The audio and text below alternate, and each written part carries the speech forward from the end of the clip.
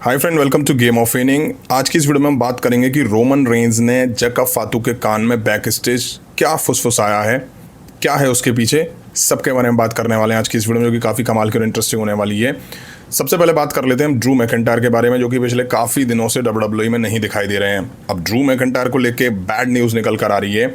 The latest world within WWE is that Drew McIntyre is not expected to return in time for WWE SummerSlam।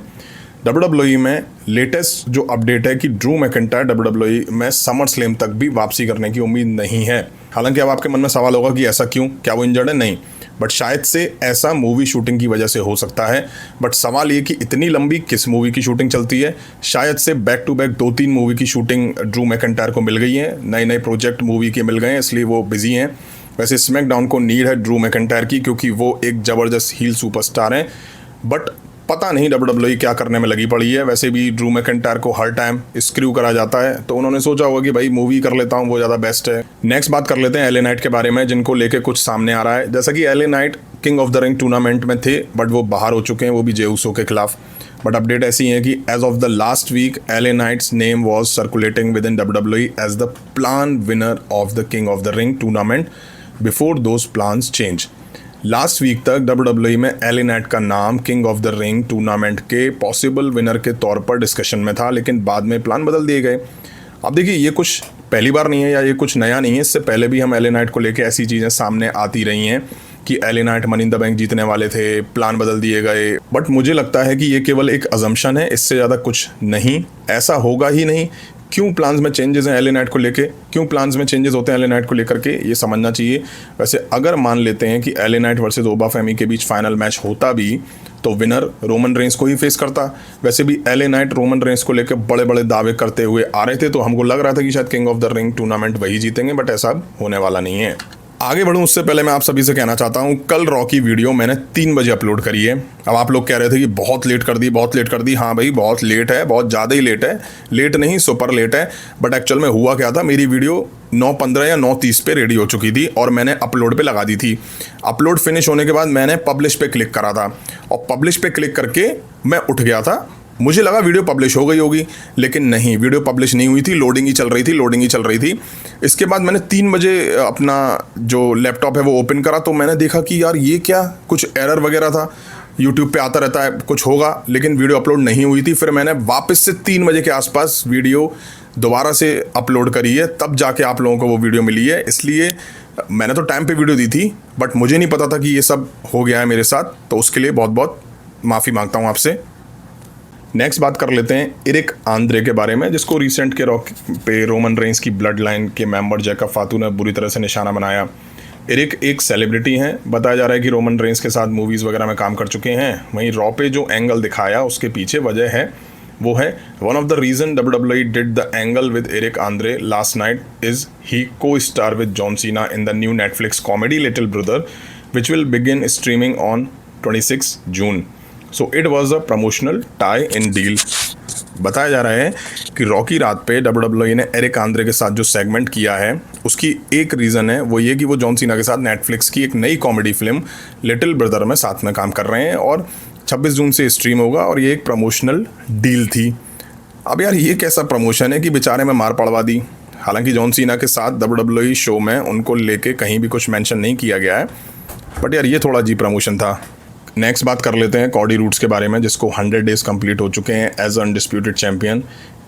इन 103 दिनों में Cardi roads ने अपना title 2 बार defend करा है, जिसमें से रेसलमेनिया 42 में रैंडी ऑर्टन के खिलाफ और कुछ टाइम पहले गंथर के खिलाफ डिफेंड करा था। दोनों बार टाइटल रिटेन कर लिया है। अब शायद Cardi roads night of champion में टाइटल डिफेंड करते हुए हमें दिखाई देने वाले हैं। अब वो या सैमी ज़ेन के अगेंस्ट होगा, या गंथर के अगेंस्ट होगा, या ट्रिपल थ्रेट मैच दिखाई देगा कॉडी रूड्स को लेकर के। नेक्स्ट बात कर लेते हैं रोमन रेंस और जैकब फातू के बारे में, या यूं कहूं ब्लड लाइन के बारे में। हाल फिलहाल में WWE ने हमें ये दिखा दिया है कि इस बार जो ब्लड लाइन का रियूनियन हुआ है, उसमें जैकब फातू रोमन रेंस के खासम खास होने वाले हैं। जैकब फातू ने क्लियर कर भी दिया है कि मैं केवल OTC या रोमन रेंस के ही ऑर्डर बजाऊंगा, उशोस के नहीं। वहीं रिसेंट के रॉक के एपिसोड में बैक स्टेज एक सेगमेंट दिखा, जिसमें रोमन रेंस जैकब फातू से कहते हैं कि क्या तुमने उसको हैंडल करा। जैकब फातू कहते हैं हाँ, LA नाइट की धुलाई कर दी है मैंने, जिम्मी जे खुश नहीं है। रोमन रेंस कहते हैं ये समझते नहीं है तुझे जैकब। जैकब कहते हैं मुझे कोई नहीं समझ सकता, रोमन रेंज कहते हैं कि मैं समझ सकता हूँ और जब तक तू मुझे समझेगा हमें कोई रोक नहीं पाएगा, मुझे एक और चीज़ चाहिए। कान में इसके बाद रोमन रेंज जैकब फातू के कुछ कहते हैं और फिर निकल जाते हैं। अब सवाल ये कि रोमन रेंज ने कहा क्या जैकब फातू के कान में, तो दो चीज़ें निकल के सामने आ रही हैं। फर्स्ट तो ये कि उन्होंने किल हिम सेथ कहा है, दूसरा ये कि किल हिम सोलो, या किल नहीं उसकी जगह चिल कहा है। बट चिल का कोई लॉजिक यहाँ समझ में नहीं आ रहा है मुझे। अब दोनों ऑप्शन पे बात कर लेते हैं।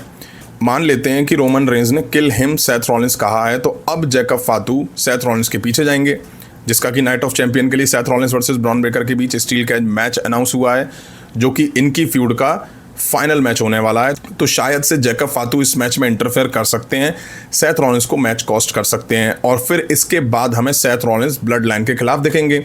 और ऐसा करके WWE आगे चल के Seth Rollins versus Roman Reigns plans कर सकती है। अब कुछ लोग कह रहे हैं कि Seth Rollins versus Roman Reigns फिर समर स्लैम में होगा। अरे भाई, मैं उनसे पूछना चाहता हूँ कैसे होगा। चांसेस ऐसे हैं कि किंग ऑफ द रिंग जो जीतेगा वो चैंपियन को चैलेंज करेगा। अब final match ओबा फेमी versus Jey Uso या ओबा फेमी वर्सेस जोआन एवंस के बीच होगा। अगर इनमें से ओबा फेमी जोआन एवंस जीतते हैं final match king of the ring का, तो वो रोमन रेंज को चैलेंज करेंगे, जाहिर सी बात है, समर स्लैम में। तो फिर कैसे समर स्लैम में Roman Reigns versus Seth Rollins होगा? अगर जे ऊसो जीतते हैं किंग ऑफ द रिंग, तो फिर वो कॉडी रूड्स को चैलेंज करेंगे, ये बात पक्की है। इसलिए इतनी जल्दी Roman Reigns versus Seth Rollins मुझे नहीं लगता है। सेकंड ऑप्शन है किल हिम सोलो। हाँ, ये काफ़ी हद तक पॉसिबल है कि रोमन रेंज ने ये कहा हो, क्योंकि लास्ट वीक स्मैकडाउन के एपिसोड में हमने देखा था कि रोमन रेंज ने जैकब फातू को भेजा था सोलो सिकोआ के पास कि वो वापस से ब्लड लाइन ज्वाइन कर ले, बट सोलो सिकोआ ने मना कर दिया था और उल्टा जैकब फातू को कहा था कि तू वापस आ जा मेरे पास। हालांकि जैकब फातू ने मना कर दिया था कि मैं तो अब रोमन रेंज के ऑर्डर बजाऊंगा।